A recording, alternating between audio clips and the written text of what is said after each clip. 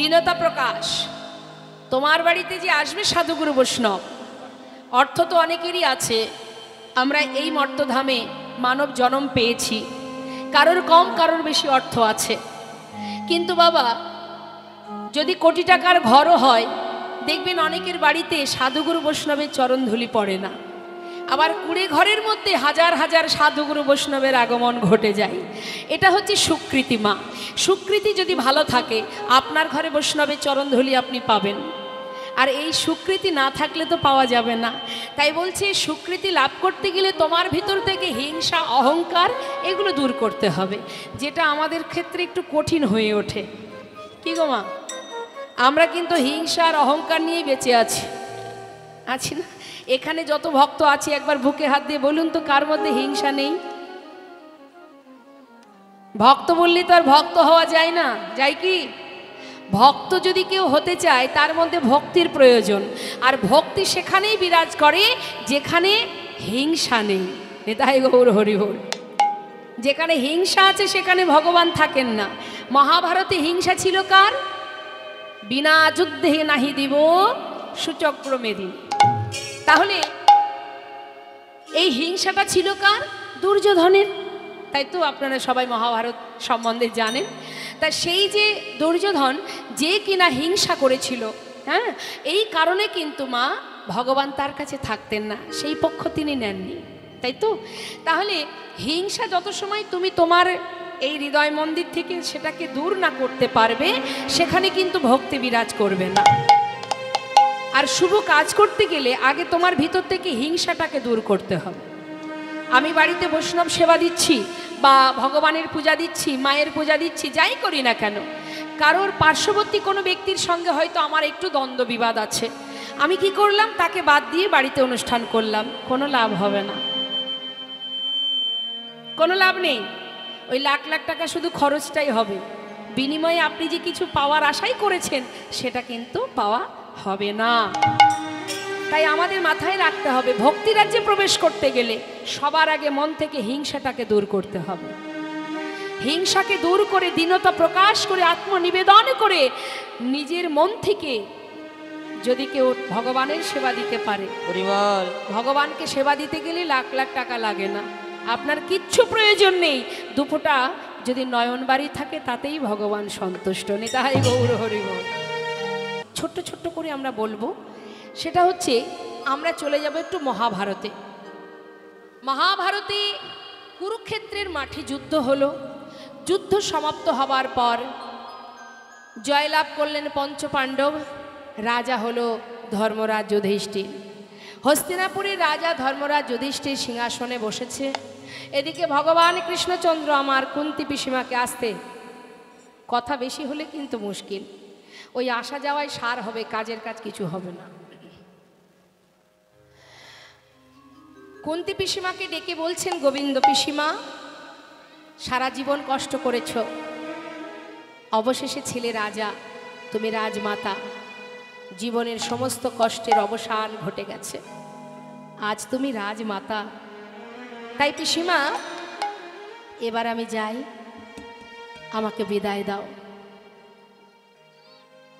কুন্তি পিসিমা মনে মনে চিন্তা করছে, বাবা কৃষ্ণ যখনই আমাকে ছেড়ে ঘরে গেছে, যাবার কালে বলেছে পিসিমা আসি, আজ বলছে যাই, যাই মানে সে আর আসবে না। দাঁড়িয়ে আছে বদনটা মলিন করে। ভগবান বলে উঠলেন, পিসিমা যাওয়ার আগে বর দিয়ে যাব, তুমি আমার কাছে কিছু না কিছু চেয়ে নাও, যা চাইবে আমি তাই দেব। কুন্তি পিসিমা দাঁড়িয়ে আছেন। মা কৃষ্ণ বলো, পিসিমা তুমি আমায় বর দেবে, যা চাইবো তাই দেবে তো? হ্যাঁ। কৃষ্ণ, এতদিন যাবার কালে আমাকে বলেছো আমি আসি, কিন্তু আজ হঠাৎ বললে তুমি পিসিমা আমি যাই। আমি জানি এই কথাটার অর্থ তুমি আর আসবে না কৃষ্ণ, তবে বর যদি দিতে চাও বর দিয়ে যাও।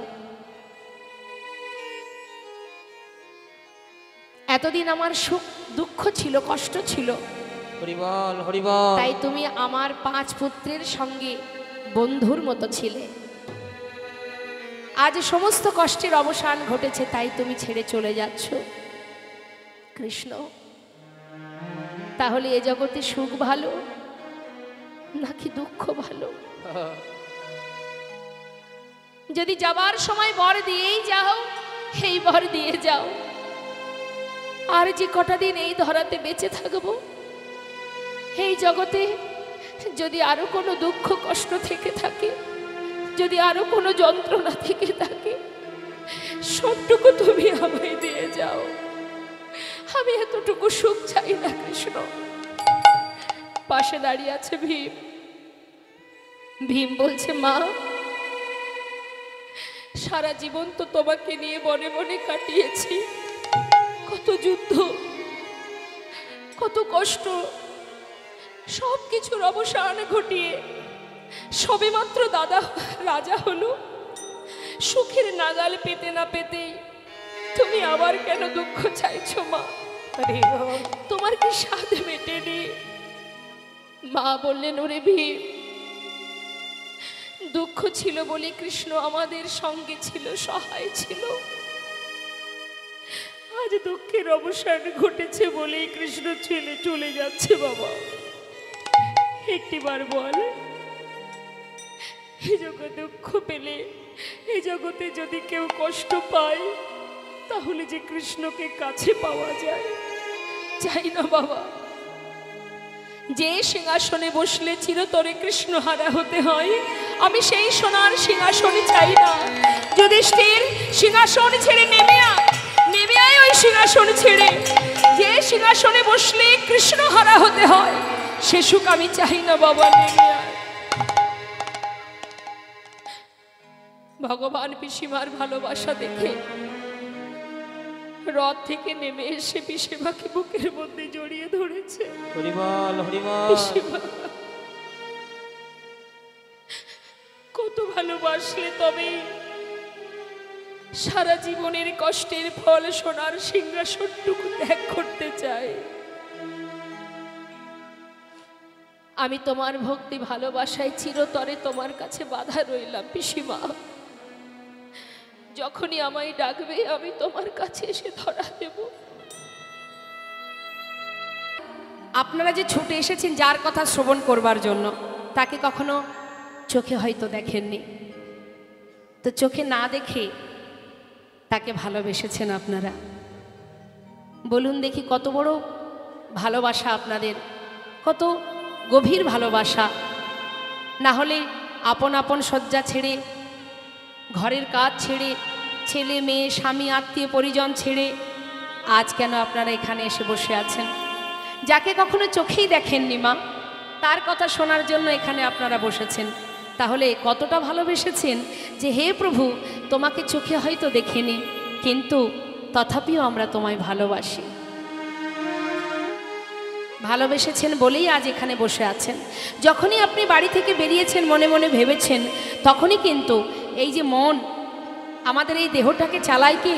এই মন। আমাদের এই যে ইন্দ্রগুলো আছে, এই 10 ইন্দ্র ষড়রিপু, এগুলোকে চালনা করে কে? মন।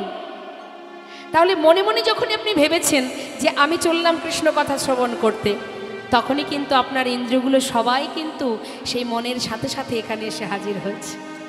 তাহলে মনে মনে যেই না ভেবেছেন, আপনার আত্মা আর পরমাত্মা, এই দুই আত্মার মিলন ঘটে গেছে। মনে ভাবা মাত্রই তার সঙ্গে যখন আপনাদের মিলন হয়েছে, তাই আপনারা বসে আছেন। আমার কথা শোনার জন্য তো আর এখানে বসে নেই। আমি যদি ভগবানের কথা ছেড়ে দিই, এখন আমি আমার কথা বলি, তা আপনারা সবাই চলে যাবেন। বলো, মা, আমি তো তোমার কথা শুনতে আসিনি, এসেছি আমাদের গোবিন্দের গুণ কথা শ্রবণ করতে। তাহলে ভাবুন মা, তাহলে আজ আপনারা বসে আছেন, আপনাদেরকে বসিয়ে রেখেছে কে বলুন তো? সেই শক্তি, সেই পরমেশ্বর ভগবান, সেই পরমাত্মা, যিনি এখানে বসে আছেন অনাদি রাধে গোবিন্দ নিতাই গৌর হরি বল হরি বল হরি। তা সেই যার কথা শ্রবণের জন্য পাগল হয়েছেন, যদি বাবা কখনো তাকে সাক্ষাৎ দেখতে পান, তাহলে কি আর এছাড় ঘরে যেতে মন চাইবে মা? হরি বল হরি বল। আহা, এটাই হচ্ছে প্রকৃত ভালোবাসা। কত ভক্তের কথা বলবো আপনাদের কাছে। এক ভক্তের কথা একটু বলি ছোট করে। ষড়গোস্বামীর মধ্যে একজন গোস্বামী, যার নাম রঘুনাথ দাস গোস্বামী। সবাই একটু মন দিয়ে শুনবেন। এই রঘুনাথ দাস গোস্বামীর নিবাস হলো নৈহাটি থেকে যদি আমরা বর্ধমানের দিকে যাই, ব্যান্ডেলের পরেই একটা স্টেশন পড়ে আদিসপ্তগ্রাম। ওই আদিসপ্তগ্রামের মস্ত বড় জমিদার গোবর্ধন দাস, তারই ছেলে হচ্ছে এই রঘুনাথ দাস গোস্বামী। তাই সন্তান জন্ম নেওয়ার সাথে সাথে মা বাবার বড় আনন্দ, জমিদারি রক্ষার জন্য ভগবান একটা সন্তান আমাকে দিয়েছে। কিন্তু তারা ছিল ধার্মিক, ভক্তিমার্গের, তাই তাদেরও মনে বাঞ্ছা ছিল যে আমার সন্তানও যেন ভগবানের চরণে মতিগতি থাকে। তাই নিজের স্ত্রীকে বলছে, দেখো, সন্তানকে যদি কৃষ্ণপদে মতিগতি করাতে হয়, তাকে ঘরে রেখে দিলে কি আর ভক্তি তৈরি হবে? তাকে সাধু গুরু বৈষ্ণবের সঙ্গ করাতে হবে, বৈষ্ণব সঙ্গ করাতে হবে, ভক্ত সঙ্গ করাতে হবে, চরণধূলি অঙ্গে মাখাতে হবে, কৃষ্ণ নাম শ্রবণ করাতে হবে। প্রতিনিয়ত যদি এইভাবে শ্রীকৃষ্ণ কথা শ্রবণ করে, একদিন কৃষ্ণের চরণে তার নিশ্চয়ই ভক্তিমতি জন্মাবে। এ কথাটা সত্য মা। আপনার সন্তান, আপনি এসেছেন, আপনার বাচ্চাকে এনেছেন, বুঝুক বা না বুঝুক, যতটুকু শুনবে, শুনতে শুনতে শুনতে শুনতে এমন একটা দিন আসবে, সে কিন্তু কখন অজান্তেই তার প্রতি তার ভালোবাসা জন্মে যাবে। হ্যাঁ, তাই আজ দেখুন, প্রতিদিন মা ছেলেকে নিয়ে, সন্তানকে নিয়ে যেখানে যেমন আপনারা বসে আছেন, এই রকম ভক্ত সঙ্গ লাভ করে আর ভাগবত কথা শ্রবণ করায়। ছোট্ট শিশু তো বাবা, রঘুনাথ দাস তখন খুবই ছোট, মায়ের কোলে বসে, বোঝে না কিছুই, কিন্তু শোনে আর কি করে, চারিদিকে দেখে। কি দেখে? কেউ কাঁদছে, কেউ কৃষ্ণ কৃষ্ণ বলে চিৎকার করছে, কেউ আবার আলিঙ্গন করছে, এগুলো দেখে। ছোট্ট শিশু তো মা, এক দৃষ্টিতে তাকিয়ে থাকে, দেখতে দেখতে আর এইভাবে শুনতে শুনতে ছেলে যখন একটু একটু করে বড় হচ্ছে, হঠাৎ একদিন তার মনের ভিতর প্রশ্ন জেগে গেল যে যাকে কখনো চোখে দেখা যায় না, তার কথা শোনার জন্য সবাই এমন উদ্গ্রীব হয়ে থাকে কেন? যাকে কখনো চোখে দেখা যায় না, তার জন্য সবাই এরা কাঁদে কেন? ধুলায় গড়াগড়ি দেয় কেন? হা কৃষ্ণ কৃষ্ণ বলে চিৎকার করে কেন? না দেখে এরা এমন পাগল হয়ে গেল। এইভাবে চিন্তা করতে করতে না জানি ছেলের যখন পরিপূর্ণ যৌবন বয়স হলো, সে বাবা পথে পথে হা কৃষ্ণ কৃষ্ণ বলে ঘুরে বেড়াতে শুরু করলো। এখন গোবর্ধন দাস চিন্তায় পড়ে গেছে, মা, একটা মাত্র পুত্র সন্তান আমার এই বিষয় সম্পদ জমিদারি রক্ষা করার জন্য বিধাতা দিয়েছে, সে যদি ভক্তি রাজ্যে প্রবেশ করতে গিয়ে পথে পথে ঘুরে বেড়ায়, তাহলে জমিদারিকে রক্ষা করবে। কি করা যায়? এক করতে গিয়ে আর এক হয়ে গেল। পাড়ার মধ্যে যারা সম্মানীয় গণ্যমান্য আছেন, যাদেরকে সবাই শ্রদ্ধা ভক্তি করে, তাদেরকে ডেকেছে, তাদের কাছে পরামর্শ নিচ্ছে যে তোমরা বলে দাও আমি কি করব ছেলেটাকে, এখন আমার এই জমিদারি কে রক্ষা করবে? ও ছাড়া তো আর কোনো সন্তান নেই। বলছে তোমার ছেলে যে পথে অগ্রসর হয়েছে, তাকে আর ঘরের মধ্যে আবদ্ধ করার আর কোনো রাস্তা খুঁজে পাচ্ছি না আমরা। তবে একটা উপায় আমরা বলে দিতে পারি, দেখো চেষ্টা করে হয় কি। সেটা কি না, বিবাহ দিয়ে দাও। নিতাই গৌর হরি বল। অনেক সময় দেখা যায় বিবাহ বন্ধনে যদি আবদ্ধ হয়, স্ত্রীর ভালোবাসাতে আপনার ছেলে ঘরে বাধাও পড়তে পারে। ভালো কথা, দেরি না করে সুকন্যার সন্ধান করে তাড়াতাড়ি করে শুভ দিন দেখে বিবাহ সম্পন্ন হয়ে গেল। বিবাহের পর স্ত্রীকে নিয়ে, ছেলেকে আর বৌমাকে নিয়ে ঘরে এলেন গোবর্ধন দাস।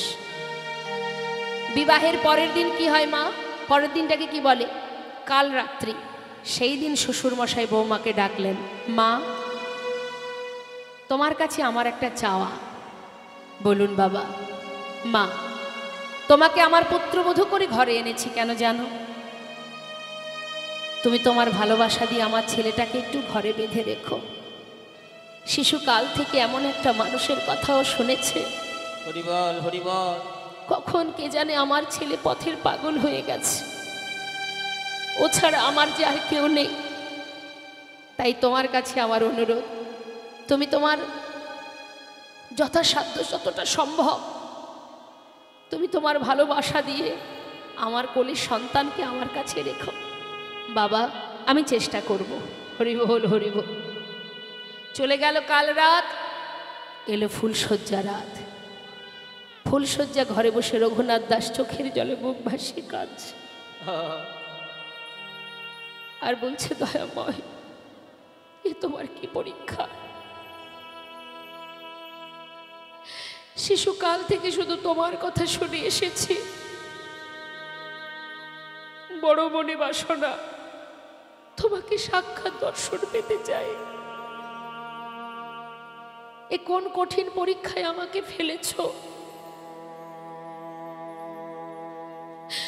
যতই তুমি আমায় পরীক্ষা করো না কেন, হরিবল হরিবল।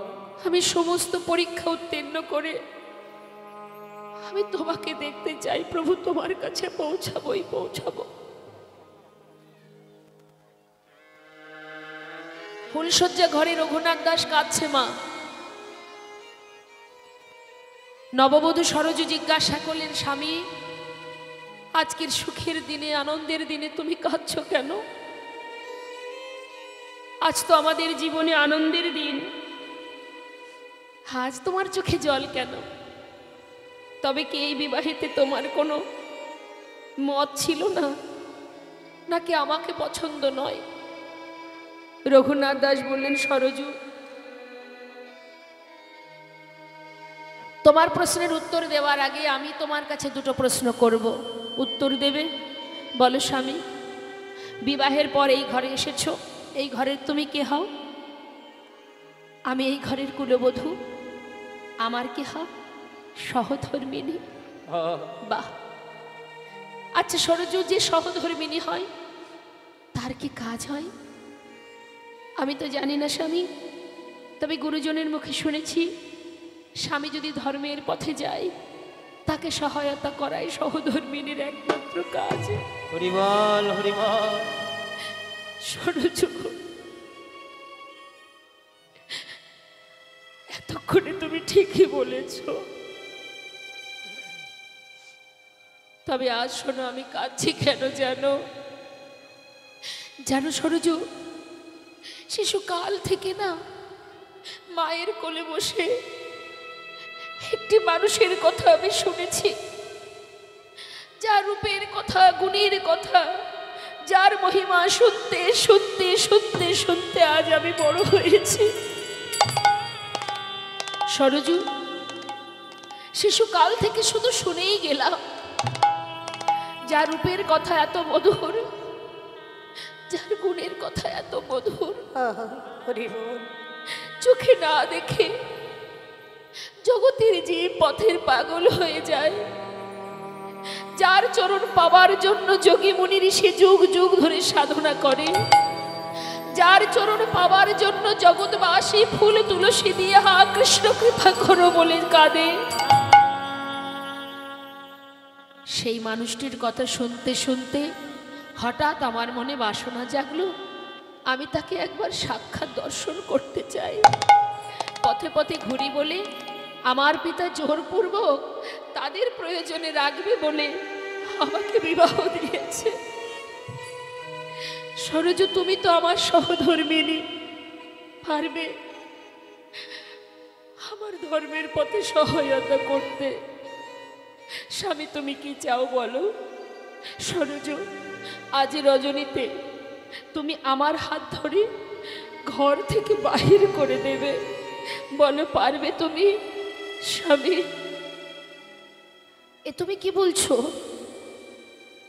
আজ আমাদের জীবনের সুখের দিন, আনন্দের দিন, আজকের দিনে তুমি বিদায় চাইছো কেন? একদিকে শ্বশুরের বাক্য, মা তুমি আমার ছেলেটাকে বেঁধে রেখো যেন আমার গোল ছাড়া না হয়, একদিকে শ্বশুরের বাক্য, স্বামীর বাক্য, আমাকে বিদায় দাও, আমি কোন পথে যাব, কি করা উচিত আমার? হরিবল। বসে বসে কাঁদছে সরজু। কিছু সময় পর মা মনে মনে ভাবছে, জগতে সবার কথাই অমান্য করা যায়, শ্বশুরের কথাও অমান্য করা যায়, কিন্তু স্বামীর বাক্য লঙ্ঘন করা যায় না। স্বামী, হাত ধরো, চলো তোমাকে ঘর থেকে বাহির করে দিই। সরজু, এত বড় কাজ যখন তুমি করছো, আর একটু করবে বলো? শুধু ঘর থেকে নয়, কেন জানো? চারিধারে প্রহরী রয়েছে, পাছে তুমি ঘুমিয়ে পড়লে আমি চলে যাই, তাই আমার পিতা চারিদিকে প্রহরী রেখেছে, সারা রাত পাহারায় আছে তারা। আমি শুধু ঘর থেকে নয়, আমাকে যদি দিতেই চাও বাহির করে, একেবারে বাহির দরজার বাহির করে দেবে। স্বামী, তাই হবে। হাতটি ধরে রঘুনাথ দাস গোস্বামী ঘর থেকে যখন বাহির হয়েছে মা, সমস্ত প্রহরীরা দেখছে বাবা এই তো দুজনে একসঙ্গে আছে, চল আমরা শুয়ে পড়ি। সবাই যে যার মতো ঘুমিয়ে পড়েছে। ঠিক সেই সময় নির্জন স্থান, অন্ধকার রাত, সরজু শুধু স্বামীর চরণটা জড়িয়ে ধরে বলল, স্বামী, হরিবল হরিবল। তুমি যে ভক্তি, যে প্রেম, যে বুক ভরা ভালোবাসা নিয়ে ছুটেছ পাগলের ন্যায়, আমার বিশ্বাস ঠিক তুমি তার চরণে পৌঁছাবে। স্বামী গো, এখনো আমি তোমার ভালোবাসা পাইনি। আজ জীবনের প্রথম দিন, আজই আমার জীবনের শেষ দিন, তাই তোমার কাছে আমার একটা নিবেদন, সেই দিন পর্যন্ত আমি অপেক্ষায় থাকব, যেদিন তুমি তার চরণ কৃপা পাবে। স্বামী গো, সেদিন অভাগিনী রে, একবারে করো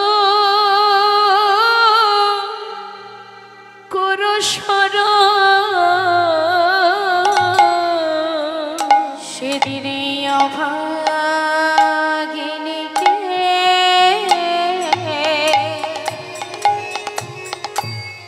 একবার করো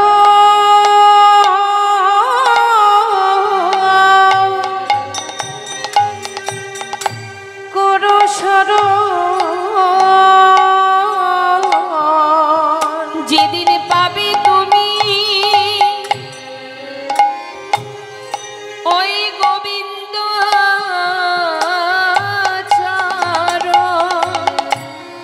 সেদিন অভাগিনী রে,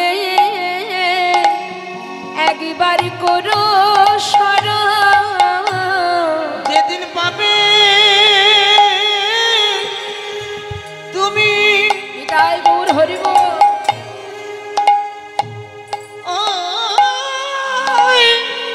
গোবিন্দের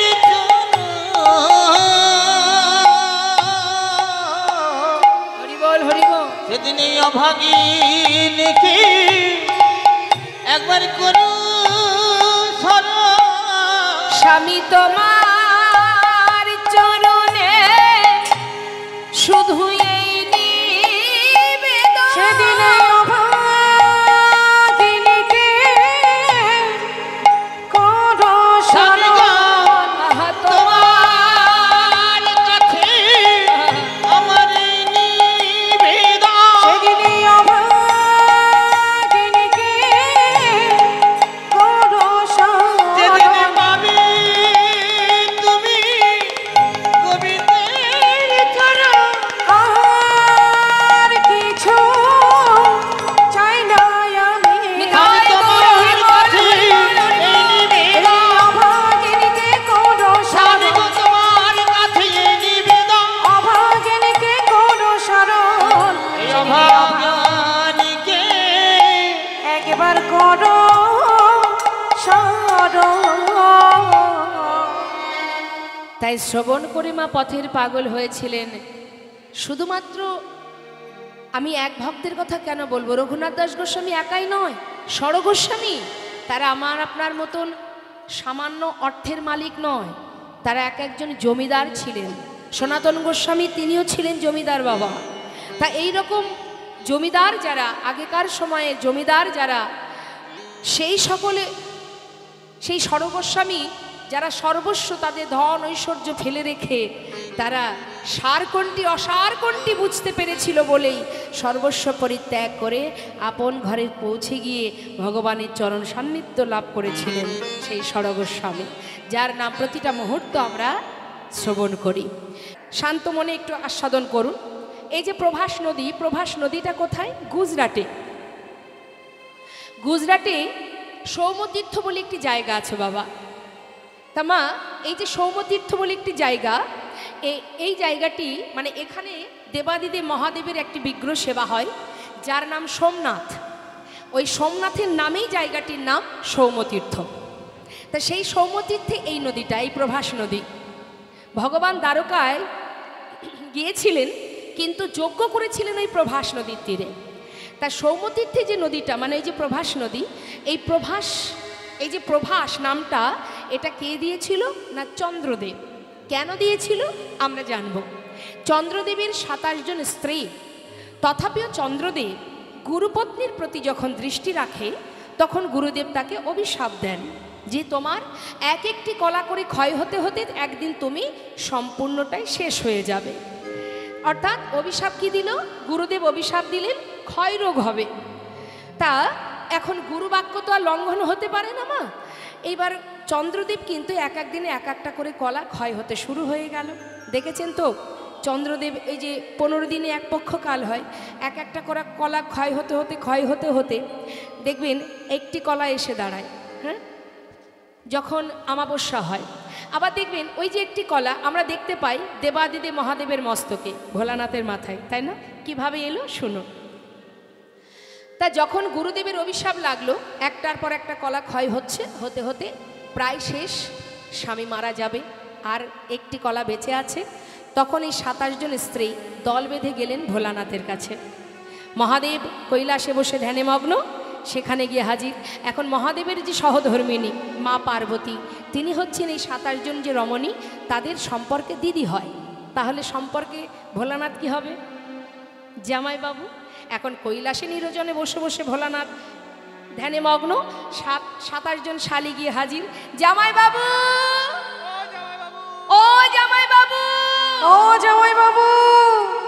ভোলানাথ মনে মনে ভাবছে এত সুন্দর নির্জন স্থান, ভেবেছিলাম এখানে আর কোনো মানুষের আনাগোনা নেই, আপন মনে একটু ভগবানের সাধনা করব। এখানেও শান্তি নেই, কারা জামাইবাবু বলে ডাকছে, এত এত রমণীর কণ্ঠ, এতগুলো শালি আছে, আমার জানা ছিল না তো। হ্যাঁ, কি হয়েছে? আসলে হয়েছে কি জামাইবাবু, দেখাশোনা হবে কি করে, যাতায়াত না থাকলে যা হয়। হ্যাঁ বুঝেছি। তা তোমরা যে আমার শালিকা, দল বেঁধে আমার কাছে এসেছো, সম্পর্কে আমি জামাইবাবু নিশ্চয়ই বিপদে পড়ে এসেছো। কি হয়েছে বলে দাও। বিপদে পড়েছি, স্বামীহারা পতিহারা জীবন কি করে কাটবে আমাদের, তাই এসেছি এর একটা উপায় বের করবার জন্য। ভোলানাথ বললেন কি উপায়, কি করবে বলো। বললেন গুরুদেবের পত্নীর প্রতি আমাদের স্বামী সে যখনই আকৃষ্ট হয়, গুরুদেব অভিশাপ দেন।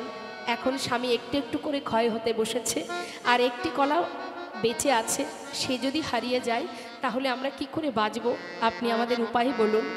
ভোলানাথ বললেন এক কাজ করো, ওই একটি কলা আমার মাথায় যে জটার মধ্যে গঙ্গা আছে, গঙ্গার মধ্যে রেখে দাও, আর তোমরা গুরুদেবের কাছে গিয়ে তোমার পতির প্রাণ ভিক্ষা চাও, নিতাই গৌর হরি বল।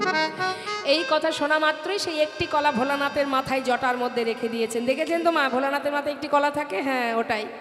এবার মাথায় রেখে সমস্ত স্ত্রীরা, 27 জন স্ত্রী চললেন গুরু বৃহস্পতির কাছে।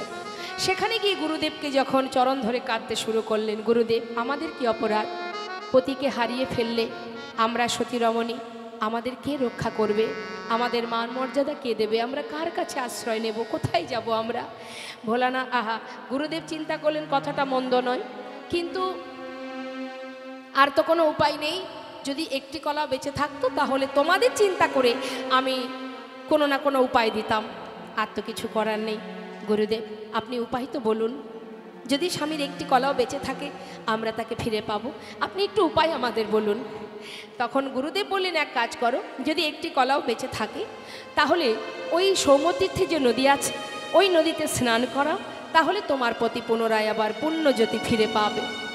এই কথা শোনা মাত্রই সবাই মিলে গুরুচরণে প্রণাম জানিয়ে সবাই মিলে সেই একটি কলা নিয়ে যখন স্নান করালো, করানো মাত্রই আবার পুনরায় পুণ্যজ্যোতি চন্দ্রদেব ফিরে পায়। আর পুণ্যজ্যোতি ফিরে পাওয়ার পর সেই নদীকে আশীর্বাদ স্বরূপ তিনি বলেছিলেন, রে আজ থেকে তুই যখন আমাকে আবার পুনরায় পুণ্যজ্যোতি দান করেছিস, আমি তোর নাম দিলাম প্রভাস। প্রভা যুক্ত আস, পুনরায় আমি ফিরে পেয়েছি নিজেকে, তাই তোর নাম দিলাম প্রভাস।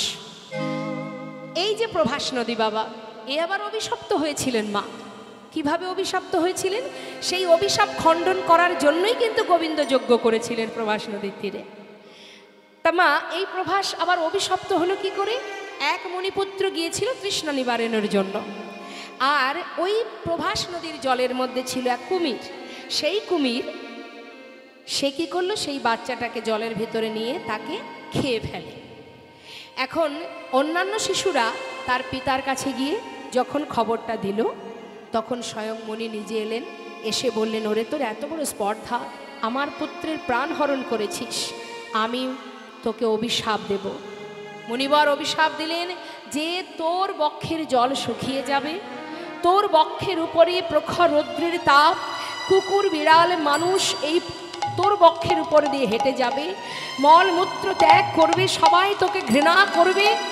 যখনই অভিশাপ দিল, তখন স্বয়ং প্রভাস নিজ করজোড়ে বলে উঠলেন, মুনিবর আপনি আমাকে কেন অভিশাপ দিচ্ছেন? আমার তো কোনো অপরাধ নেই, আমার বক্ষে যে কুমির বাস করে সে আপনার সন্তানকে মেরেছে, আপনি আমাকে অভিশাপ থেকে মুক্তি দিন।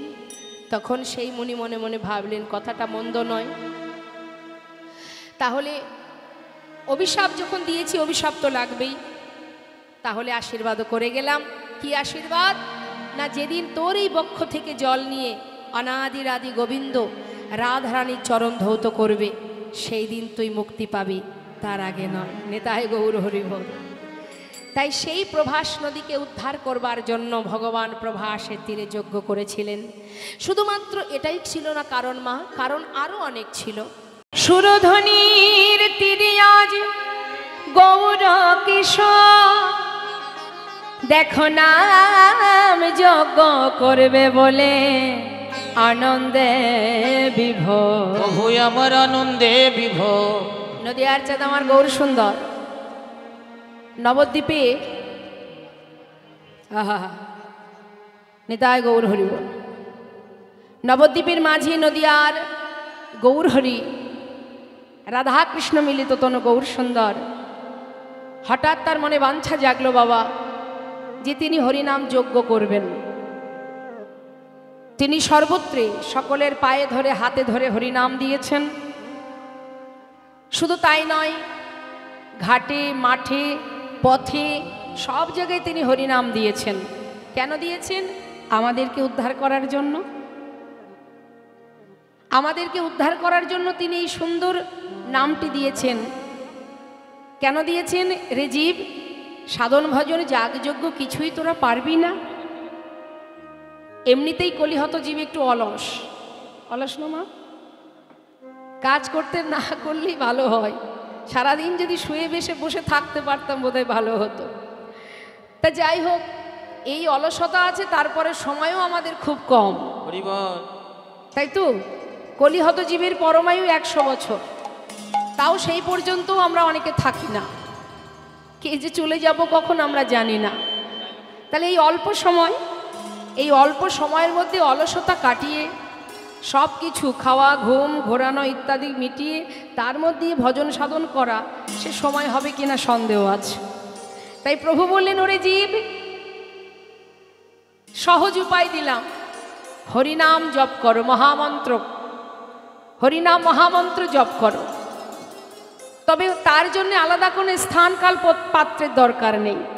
যেখানে থাকবে অপবিত্র পবিত্র বা সর্ববাস্তাঙ্গত বিবাহ যশারে পুণ্ডরিকাক্ষ সবাদ অভ্যন্তর সূচি। অর্থাৎ তুমি পবিত্র অপবিত্র ভাবছো আমার শুদ্ধ বসন পরনে নেই, আমি নোংরা ঘেটেছি, আমি পরিষ্কার করে স্নান করে শুদ্ধ বসন পরে তারপরে হরিনাম করব না, এরকম কোনো বিষয় কলিযুগে নেই। শাস্ত্রে ভগবান বললেন, তুমি যেখানে থাকো যেমন থাকো,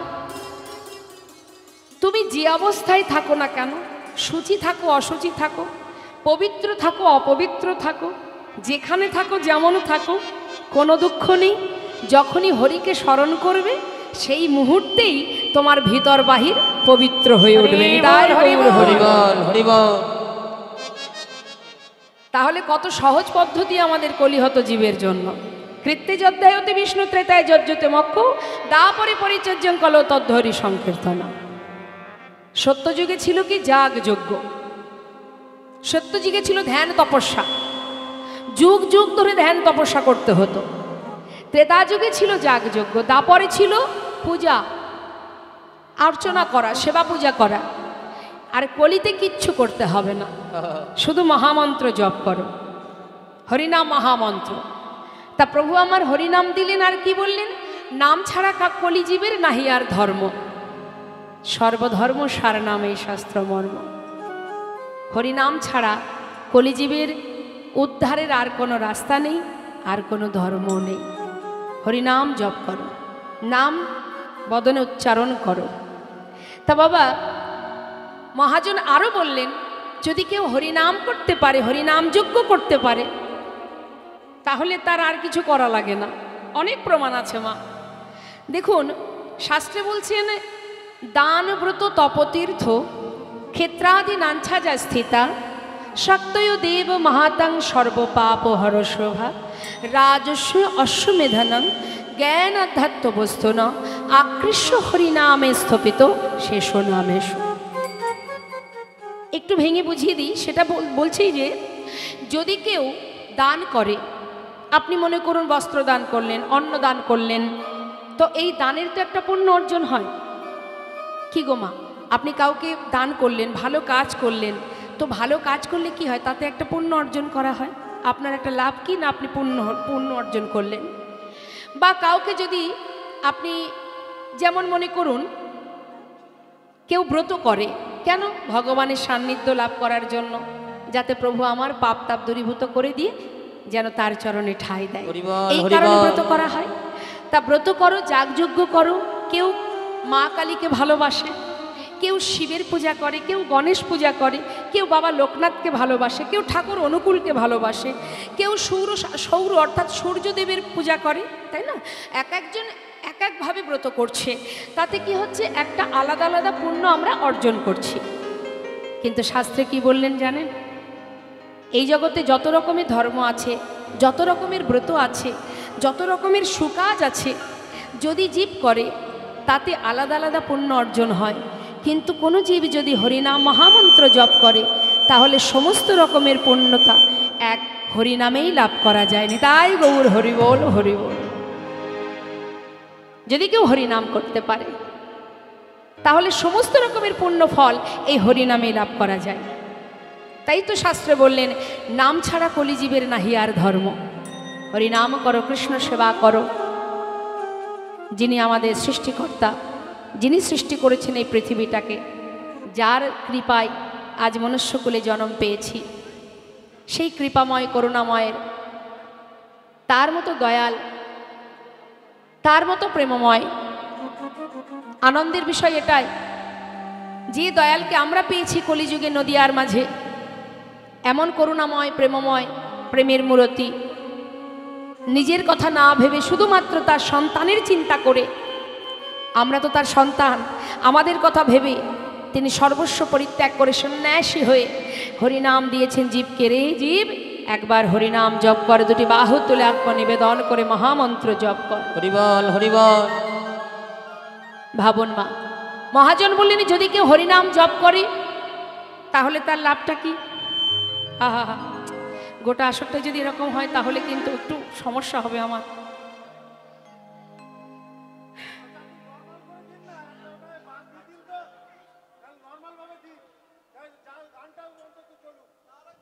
জয়নিতাই, না না অমনটা বলবেন না, হতেই পারে অসুবিধা। ঠিক আছে, উনি তো চেষ্টা করেই যাচ্ছেন। জয়নিতাই, হরে কৃষ্ণ। আস্তে আস্তে জয়নিতাই। তো মাগো, বৈষ্ণব মহাজন বললেন যে আজ করুণাময় গৌর সুন্দর তিনি হরিনাম যজ্ঞ করবেন বলে দাদাকে ডাকছেন। আমরা যদি বাড়িতে কোনো ধর্মীয় কাজ করি তাহলে কি করি? বাড়ির যারা গুরুজন আছে তাদের কাছে পরামর্শ নিই, বা আমার যে গুরুদেব আছেন তার কাছে আমরা বিধান চাই যে কিভাবে কি করব। তাই আজ আমার গৌর সুন্দর, তিনি কি জানেন না মা? তিনি তো সবই জানেন, কিন্তু তথাপিও আমাদের মতো জীবকে শিক্ষা দেওয়ার জন্য, এই হচ্ছে শিক্ষা, এই জন্যে কীর্তন শুনতে হয়। আজ আমার গৌর সুন্দর স্বয়ং নিজে ভগবান হয়ে আজ দাদার কাছে পরামর্শ চাইছেন, দাদা একটু বলো না, আমি সুরধ্বনির তীরে হরিনাম যজ্ঞ করব, যজ্ঞের নিয়মাবলী বলে দাও। তখন নিত্যানন্দ প্রভু উত্তর দিচ্ছেন, কি বলছেন? ওগো দাদা নিত্যানন্দ শনে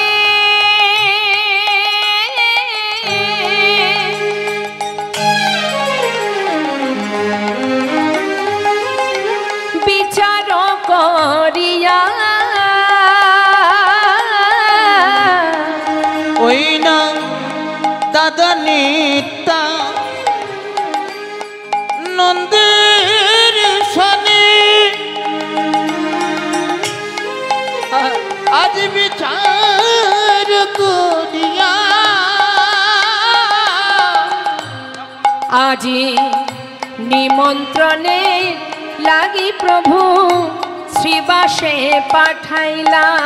দেখো নিমন্ত্রণে লাগি প্রভু, দেখো শ্রীবাসের পাঠাইলা। নিমন্ত্রণের লাগি প্রভু শ্রীবাসে পাঠাইলা। দেখো না নিমন্ত্রণের লাগি প্রভু শিবাসে পাঠাইলা। আজি পরামর্শ করিলা, আজি পরামর্শ করিলা। দেখো পরামর্শ করিলা, দেখো পরামর্শ করিলা। ওগ কি করিতে হবে দাদা পরামর্শ করিলা। আজ কি করিতে হবে দাদা পরামর্শ করিলা। নিমন্ত্রণের লাগে প্রভু এই সাউন্ডটা ঠিক করো। শ্রীবাসের পাঠাইলা। দেখো না নিমন্ত্রণ লাগি প্রভু শিবাসে পাঠাইলা। তো মা, আজ আমার নিত্যানন্দ প্রভু বলছে, নিমাই যদি তুই হরিনাম যজ্ঞ করতে চাস তাহলে তোর নিয়মাবলী প্রথমত তোকে এটা করতে হবে, সমস্ত নদেবাসী সাধুগুরু বৈষ্ণবকে নিমন্ত্রণ জানাতে হবে। নিতাই গৌর হরি। সাধুগুরু বৈষ্ণবকে নিমন্ত্রণ করতে হবে, সাধুগুরু বৈষ্ণব ছাড়া কিন্তু যজ্ঞ সম্ভব নয়। হ্যাঁ, শাস্ত্রে বললেন বৈষ্ণবের চরণ রজ অবনীর সুখ সম্পদ শোনো ভাই দিয়া এক মন, আশ্রয় করিয়া ভজে তারে কৃষ্ণ নাহিতে যার সমরে অকারণ। তা বৈষ্ণবগণকে নিমন্ত্রণ করবে, আর সেই বৈষ্ণবগণ যখন আসবে তাদের চরণ ধৌত করে সসম্মানে তাদেরকে আসনে বসতে দেবে, এবং আরও যা যা নিয়মাবলী আছে নিতাই চাঁদ সব কিছু শিখিয়ে দিলেন। এবার কি যজ্ঞের আয়োজন তো হবে, কিন্তু যজ্ঞের নিমন্ত্রণের দায়িত্বটা কে নেবে?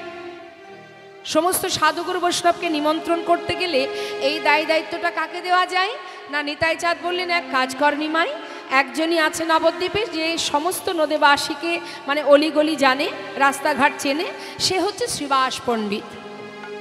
আমার শ্রীবাস পণ্ডিতকে জানেন? দাপর যুগে কে ছিল শ্রীবাস? বলুন। দেবর্ষি নারদ। এখন নারদকে দায়িত্ব দিয়েছে যে শ্রীবাস তুমি কিন্তু নিমন্ত্রণের দায়িত্বটা নেবে। বেশ ভালো কথা। শ্রীবাস পণ্ডিত বললেন, তাই হবে প্রভু। এখন প্রভুর হাতে নিমন্ত্রণ পত্র দিয়েছেন। এখন নিতাই চাঁদ বলছে, শোনো শ্রীবাস, নিমন্ত্রণ করবে যে তার নিয়মাবলী জানা আছে? নিমন্ত্রণের নিয়ম জানো? কিভাবে নিমন্ত্রণ করতে হয়? এখানে আমার মায়েরা তো আছেন, বাবারাও আছেন। আচ্ছা বলুন দেখি, বাড়িতে যদি কোনো শুভ কাজ হয় তো সেক্ষেত্রে আত্মীয় স্বজন, দূর দূরান্তের ব্যক্তি বা কাছের পাড়ার মানুষ সবাইকে কিভাবে নিমন্ত্রণ করেন? বলুন, আমার সাথে কথা বলুন। ঘুম এসে যাবে তো কথা না বললে। কিভাবে নিমন্ত্রণ করেন? বাড়িতে কোনো কাজ হলে মনে করুন বৈষ্ণব সেবা হবে, তা কিভাবে নিমন্ত্রণ করেন? মোবাইলে, তাই না? নিতাই হরিবল হরিবল। তাই হয়েছে, এখন সবই মোবাইলে। আমার বাড়িতে বৈষ্ণব সেবা, তোদের সবার নিমন্ত্রণ, তাই তো? কিন্তু আগেকার সময় কিন্তু এটা ছিল না। নিমন্ত্রণের অনেক নিয়ম আছে। সবার আগে চাই দীনতা। আপনি যে কর্মই বাড়িতে করুন না কেন, যদি 5 জনকে নিয়ে আপনি সেই অনুষ্ঠান করেন, তাহলে তার আগে সবার আগে আপনার ভিতরে দীনতা প্রকাশ রাখতে হবে। তা বলছে যে শ্রীবাস, তুমি তো নিমন্ত্রণ করতে যাবে, নিমন্ত্রণের নিয়মটা ভালো করে জেনে নাও। বলো প্রভু, কিভাবে নিমন্ত্রণ করতে হবে আপনারাও জেনে নিন, তাহলে আপনাদেরও আর ভুল হবে না। কি বলছে? পত্রখানি দেবে হাতে, চরণ ধুলি নেবে মাথে। নিতাই গৌর হরি বল, হরি বল। হাতে চরণ ধুলি নেবে মাথে, পত্রখানি দেবে হাতে, চরণ ধুলি নেবে মাথে। নামে জকে সবাই যেন আসে, ওই নামে যোগে সবাই যেন আসে। হরি নামে জকে সবাই যেন আসে। হরি নাম যোগে সবাই যেন আসে। শোনো, তাদের কর জোড়ে বলিবে, তাদের কর জোড়ে বলিবে, কর জোড়ে বলিবে, তাদের কর জোরে বলিবে। আবার পায়ে ধরে বলিবে, কর জোড়ে বলিবে। ওই পায়ে ধরে বলিবে, কর জোড়ে বলিবে। এই নামে নামে জগে যোগে সবাই যেন আসে। আসে গো। নামে যোগে সবে যেন আসে। জানি তাই, একদম ট্রাই করলে তো সর্বনাশ। কি করে গাইবো আমি? হ্যাঁ হ্যাঁ, ড্রাই হয়ে গেছে। একটুখানি রিভাব রাখুন, অল্প রাখুন, অসুবিধা নেই। তা মা, আজ দেখুন ভগবান, আজ নিত্যানন্দ প্রভু বললেন, শ্রীবাস যাও, নিমন্ত্রণের দায়িত্ব তোমার রইল। সবাইকে করজোড়ে গলবস্ত্র হয়ে মাথা নত করে নিমন্ত্রণ পত্র দিয়ে চরণধুলি মাথায় নিয়ে সবার কাছে অনুনয় বিনয় করে নিমন্ত্রণ সেরে এসো। শ্রীবাস পণ্ডিত বিলম্ব না করে এবার চললেন সেই পত্রগুলো নিয়ে নিমন্ত্রণে। মহাজন বললেন, শোনো শোনো, শুনিয়া শ্রীবাস গেল নদিয়া নগরে, শুনিয়া শ্রীবাস গেল নদিয়া নগরে। শিবাস চলে যায়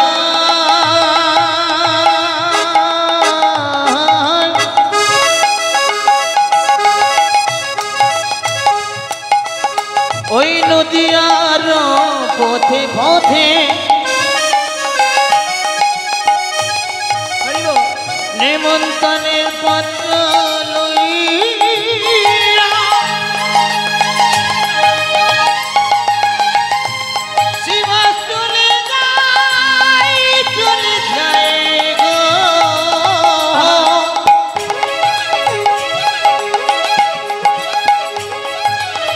ওই দেখো নদিয়ার পথে পথে শিবাস চলে যায় গো।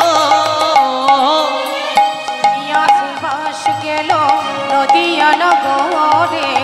নিমন্ত্রণ করিল সবে যোগে আসিবারে, ওই নিমন্ত্রণ করিল সবে যোগে আসিবারে। আপনারাও হ্যাঁ আসিবে, হ্যাঁ, আপনারাও আসিবেন, আপনারাও আসিবে, আপনারাও আসিবেন। হরি নাম মহাযোগে আপনারাও আসিবে। এই হরি নাম মহাযোগে আপনারাও আসিবেন। ওই হরি নাম মহাযোগে সুরধ্বনির তটভূমে, হরি নাম মহাযোগে, ওই না সুরধ্বনির পটভূমে, হরি নামে মহাযোগে। ওই নয় আপনারাও আসিবেন। সুরধ্বনির তীরে আসি দিল দর্শন। নিমন্ত্রণ করিল সবে যজ্ঞে আসিবারে। সবাইকে নিমন্ত্রণ করলেন। এদিকে নিমন্ত্রণ পাওয়া মাত্রই তাদের আর আনন্দ ধরছে না, যেমন আপনাদের আনন্দ হচ্ছে। 1 বছর অপেক্ষা করে আছেন, কবে এখানে সুন্দর হরিবাসর হবে, অগণিত সাধু গুরু বৈষ্ণব আসবে, কৃষ্ণ কথা শ্রবণ হবে। তাহলে আনন্দ তো সবার মধ্যেই হয় মা। হ্যাঁ, যারা ভগবানকে ভালোবাসে তাদের মধ্যে একটা আলাদা আনন্দ কাজ করে, যেটা অন্য কোথাও পাওয়া যায় না। তা আজ দেখুন, তাই আজ মহাজন বললেন, যখনই কিনা ভক্তগণ শুনেছেন যে সুরধ্বনির তীরে গৌরহরি যজ্ঞ করবেন, অগণিত ভক্তগণের আনন্দ ধরছে না, তারা তো গৌরকে বড় ভালোবাসে, তাই সমস্ত নদেবাসী খবর পাওয়া মাত্রই ছুটছে সুরধ্বনির তীরে। মহাজন বললেন, দেখো শুনিয়া আজ সবাই মিলে যাচ্ছে, নিমন্ত্রণের পত্র পাইয়া আনন্দিত মন। নিমন্ত্রণের পত্র পাইয়া আনন্দিত মন। ওই না নিমন্ত্রণের পত্র পাইয়া আনন্দিত মন। সুরধ্বনির তীরে আসি দিল দর্শন। সুরধ্বনির তীরে আসি দিল দর্শন। দেখো সুরধ্বনির তীরে আসি দিল দর্শন। সুরধ্বনির তীরে আসি দিল দর্শন। আনন্দ ধরে না, আনন্দ ধরে না না না আনন্দ ধরে না। আজি গৌর বদন হেরবে বলে আনন্দ ধরে না। আজ গৌর বদন হেরবে বলে আনন্দ ধরে না। কি গো মা, আপনাদের আনন্দ হচ্ছে না? লীলা শুধু শ্রবণ নয়, লীলার সাথে সাথে আমরাও তো যাচ্ছি, লীলার সাথে সাথে। তা আমরা যখন যাচ্ছি তা আসে আনন্দ প্রকাশটা কই? আনন্দটা দেখান একটু, যে আনন্দ পাচ্ছেন আপনারা। নিতাই গৌর হরিবল হরিবল। আনন্দ ধরে না, না না আনন্দ আর ধরে না। আজ গৌর বদন হেরবে বলে দেখো আনন্দ ধরে না। ওই না গৌর বদন হেরবে বলে। আহা হরি হরি হরি বলে।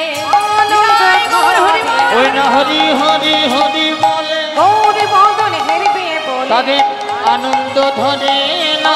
সুরধ্বনির তীরে আসি দিল দর্শন। নয়ন ভরে করারু সকালে হেরিল, আজি বাসুদেব ঘোষে হেরে যেন প্রভাসে মিলিল। বাসুদেব ঘোষে হেরি যেন প্রভাতে মিলিল। মহাজন বাসুদেব ঘোষ বললেন, দেখো দেখলে যেন মনে হচ্ছে যে প্রভাসের তীরে, প্রভাস নদীর তীরে ভক্ত ভগবানের মধুর মিলন হয়েছে। এত সময় আমরা গৌর কথা শুনছিলাম মা, এবার চলে যাব লীলা কথায়। তা চলুন আমরা লীলা কথায় যাব কোথায়? ভগবান শ্রীকৃষ্ণচন্দ্র তিনি যজ্ঞ করেছিলেন প্রভাস নদীর তীরে। তো আসুন আমরা ভগবানের সেই লীলা সাধনে যাচ্ছি, জানে যেহেতু আমরা একটু বৃন্দাবনের একটা ভজন শ্রবণ করি। চলুন যাই শ্রীধাম বৃন্দাবনে। সবাই মিলে দুটি বাহু তুলে একবার উচ্চস্বরে মায়েরা উলুধ্বনি, বাবারা জয়ধ্বনি। রাধে রাধে নিতাই গৌর হরিব।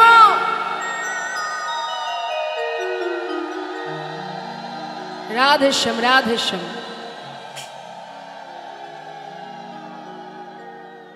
বৃন্দাবন ধাম আচ্ছা অপার। সবাই কিন্তু হাতে তালি দেবেন। হ্যাঁ হ্যাঁ। জপে যা রাধে রাধে। বাহ, রাধেশ্যাম।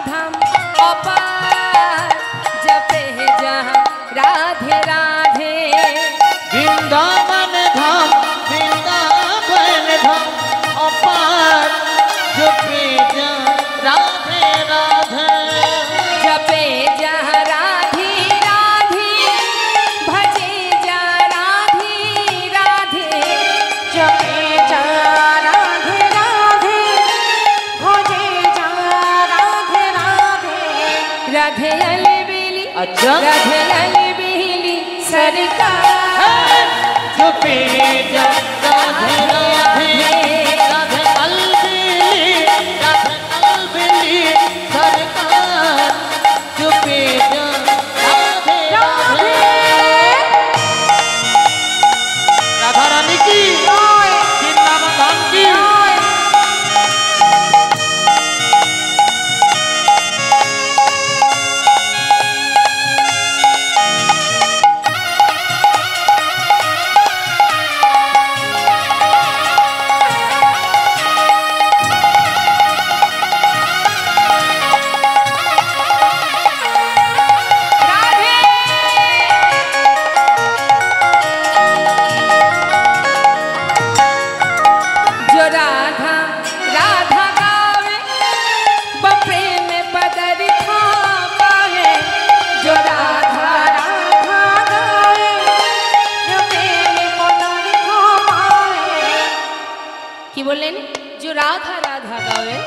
অর্থাৎ যে রাধা নাম গাইবে সে অনায়াসে কৃষ্ণ প্রেম লাভ করবে। আলাদা করে গোবিন্দকে ডাকা লাগবে না। ওই যে আশ্রয় তত্ত্ব রাধারানী, ঠিকঠাক যদি তাকে ভালোবাসতে পারো তাহলে তার সঙ্গে গোবিন্দ মানে একটার সঙ্গে একটা ফ্রি। বাজারে কলগেট কিনতে গেলে যেমন দোকানে গিয়ে বলি না, দাদা কলগেটটা দিন, প্যাকেটটা খুললে কি দেখি কলগেটের সাথে একটা কি আছে, সেটা তো চাননি, ওটা ওর সঙ্গে ফ্রি। ঠিক তদ্রূপ রাধারানীকে ভালোবাসলে রাধারানীর কৃপায় অনায়াসে গোবিন্দকে ফ্রি পাওয়া যাবে। হ্যাঁ, হরি বল। जो राधा राधा गावे वो प्रेम पदार्थ पावे, जो राधा राधा गावे प्रेम पदार्थ पावे, को है जय अच्छा है जय बेड़ा पार जपे जय राधे राधे, बक हो जाए बेड़ा पार जपे जय राधे राधे।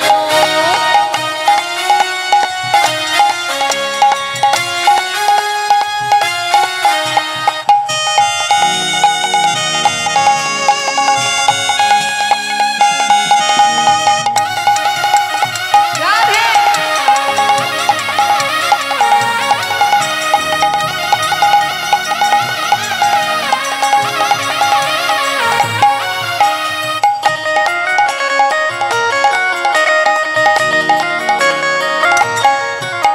जो राधा जो राधा नामी न हो तो रसराज बेचारो लूटो, जो राधा नामी न हो तो रसराज बेचारो लूटो। আমার রাধারানী আসলে গোবিন্দ আসতেন না। বৃন্দাবনে রাধারানী এসেছিলেন বলেই কিন্তু গোবিন্দ এসেছিলেন, তা না হলে নাহি হতো কৃষ্ণ অবতার জপে হে জয় রাধে রাধে। नहीं हो तो कृष्ण अवतार जपे जय राधे राधे।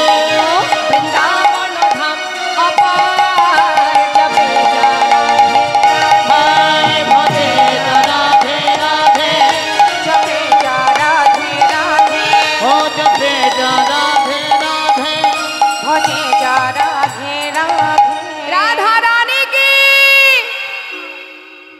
श्याम सुंदर की, जय बाके बिहारी लाल की। জয়টা একটু আস্তে হয়ে গেল। জয় রাধে জয় রাধে। মনিটর বন্ধ হয়ে গেছে দাদা, আমি চাইবো আর একটু জোরে হোক। হ্যাঁ, তাহলে আরেকবার বলবো? বেশ, ঠিক আছে। উচ্চস্বরে কিন্তু জয় দেবেন, কিন্তু মনে যেন জড়তা না থাকে, স্বতঃস্ফূর্ত ভাবে। কেমন? বলি শ্যাম সুন্দর কি। দেখেছেন তো বাবা, ভক্ত কিন্তু বাড়িনি, তারাই আছে, কিন্তু কিভাবে কৃপণতা করছে দেখুন। জয় দেবে ভগবানকে, তথাপিও কৃপণতা, উচ্চস্বরে দিতে চাইছে না। ঝগড়া হয় নাকি এদিকে? ঝগড়া করেন বাড়িতে? হ্যাঁ, আচ্ছা, ঝগড়া করার সময় বাড়ির যিনি থাকেন, মানে কর্মকর্তা মালিক যিনি আর কি, তিনি যদি বলেন ওগো একটু আস্তে বলো, একটু আস্তে আস্তে শুনতে পাচ্ছে গো, আস্তে শোনে কেউ? কণ্ঠে কত জোর আছে, ভগবান যদি তখন আরেকটু বেশি দিয়ে দিত তাও ভালো হতো। ওর থেকে আমাকে উপরে উঠতেই হবে, জিততে আমাকে হবেই, তাই না? সেই সময় কণ্ঠে আমাদের অনেক জোর আসে, আর জয় দেওয়ার সময় ভগবানের নামে তখন কৃপণতা করলে কি হবে?